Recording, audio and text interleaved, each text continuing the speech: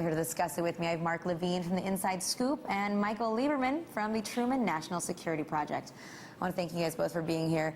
Now, just to begin with, did you think when Obama first came into office that he was going to have a radically different approach when it came to foreign policy?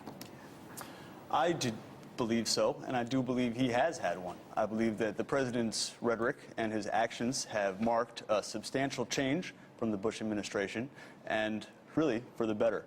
I think we see that approach very clearly with respect to Iran, where Obama has extended his hand to the international community and to the Iranian people, and forming an alliance of like-minded nations who now recognize the threat that Iran poses, has been able to rally other states to back sanctions against Iran in a way that the Bush administration was never able to do.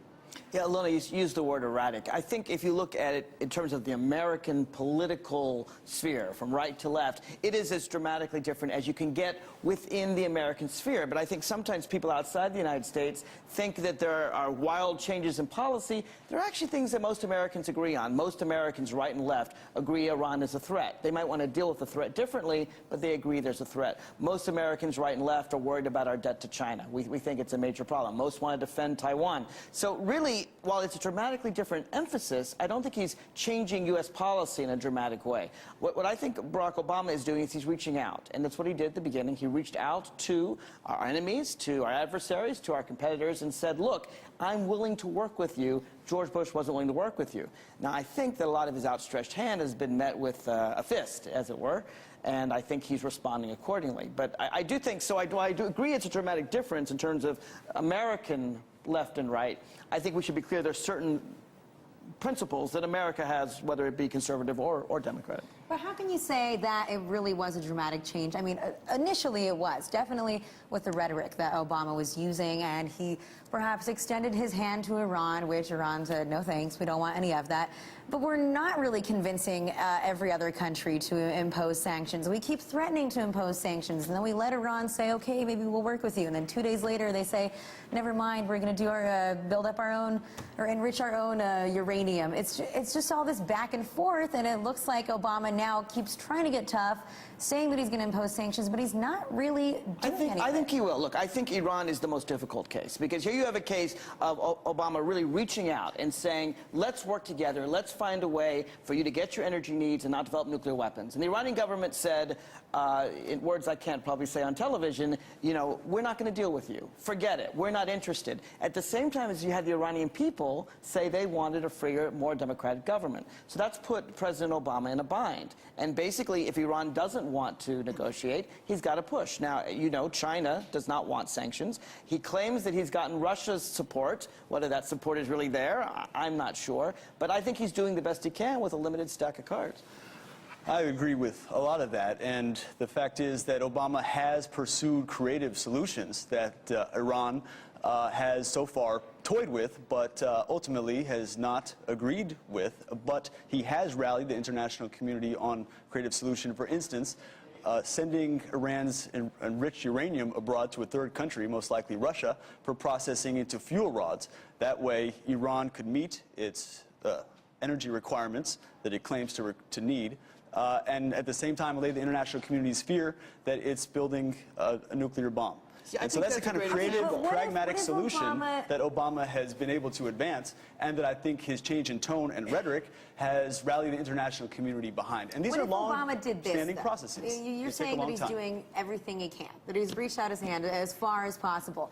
But what if Obama instead chose to really not befriend Iran, but if he chose to help them build power stations so that we could actually monitor everything and make sure that they're not creating nuclear weapons? The United States has pretty much... That would be a real step, The United States has pretty much offered to Iran the same deal we offered to North Korea in the 1990s. You remember Bill Clinton said, if you want to do anything nuclear, we're going to watch you, we're going to have inspectors, we're going to... And what did North Korea do? They kept the deal for a few years. George Bush came into power, our eyes were turned away, and then they threw out the inspectors.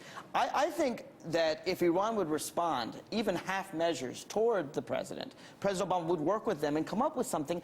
I don't think they're interested. And I think because they're not interested, sanctions are the only route. I would say that the example I just cited of shipping Iran's enriched uranium to a third country for processing and allowing Iran to use that in a nuclear reactor to produce energy for its country is precisely the kind of solution that I think you But perhaps referred to. that's not going far enough, is what I'm saying. But okay, let's not only focus on Iran. Let's just talk about Obama's foreign policy in general. Perhaps some of this reaching out, some of this diplomacy wasn't really what other countries wanted.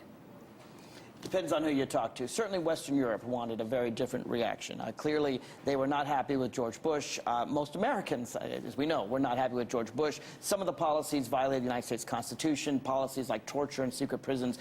And all of that, I think President Obama has made a dramatic change. And I think Western Europe, still, our president can walk on water in Western Europe. For some of our more adversarial relationships, it's tougher. They're adversaries. North Korea and the United States do not get along. They do not have the same goals. The same is true with Iran. With Russia and China, those are always countries we've had to finesse. And I think that there's only so much the president can do. He doesn't walk on water. And I think sometimes people thought, well, he would. And he's coming up with real realities. I would also say that many states' leadership does not have an interest in the United States reaching out its hand and appearing to want to go the diplomatic route for their own domestic political reasons. In that, in North Korea, for instance, one can brandish the stick of the United States to great effect to rally the militaristic clique that controls the country. And when the United States extends its hand in friendship, that undermines the excuse, the rationale for the regime to adopt its bellicose tone. Iran's another example of that, I think. I think that the more the United States could work with the Iranian government, the less they can use that as an excuse to try to keep back their own people who want democracy there. Well, let's look at Cuba, for example. Were President Obama to really lift the embargo, couldn't that perhaps in some way take away from the influence that Castro was able to have? Well, the president has taken major steps towards lifting the embargo. He's allowed investment in telecommunications. He's allowed family members to visit family members in Cuba far more frequently than the Bush administration allowed. And he's also increased the amount of remittances that Cuban Americans can send abroad to Cubans. And so at the same time, Cuba, this is a perfect example of other countries also needing to reach out and to accept America's hand of friendship when it's offered. At the same time, Cuba needs to also say, we're going to release our political prisoners, we're going to move towards a reformist path. Can we really expect that, though? I mean, why all the baby steps? I just think from that Cuba or from the president? From Obama, yeah. I think why not just go, go all the way? It's go negotiation, big or go home. Alyona. You know that. If you were to give these countries everything they want, completely lift the Cuban embargo, and listen, I agree with Mike, that we've done more towards Cuba in the last 50 years than any president, not just George W. Bush. We've made these giant steps forward, and we're waiting for some kind of reaction. If we get no reaction back, and I think that's true with Cuba, I think that's true with Iran, I think it's true with North Korea, then I think, frankly, it makes President Obama look weak. We're going to give you this negotiation. You're giving us nothing back.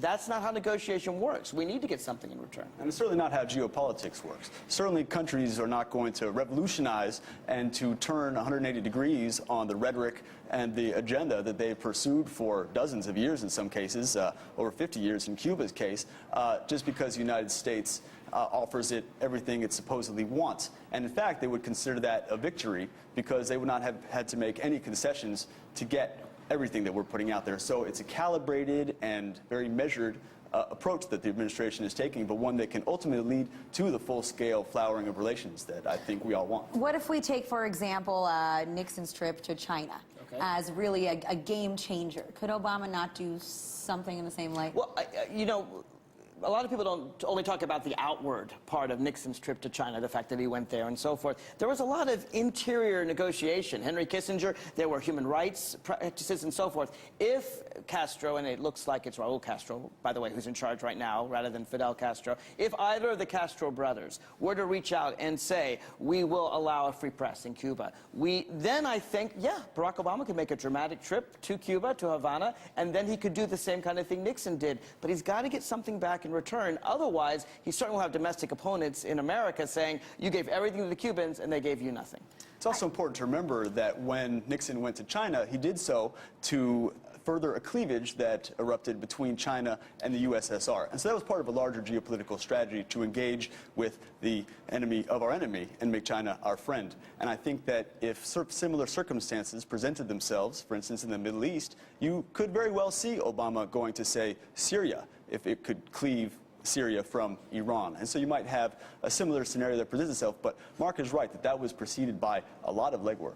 I think part of the problem, though, can be that often the reasons that we state for not wanting to work with or cooperate with other governments, be they not only human rights abuses, but things like censoring the internet, like with China. Absolutely. We often commit the exact same offenses here in America. Some of these things are written into law. Our government allows telecommunications companies, allows everybody to spy on us, the NSA.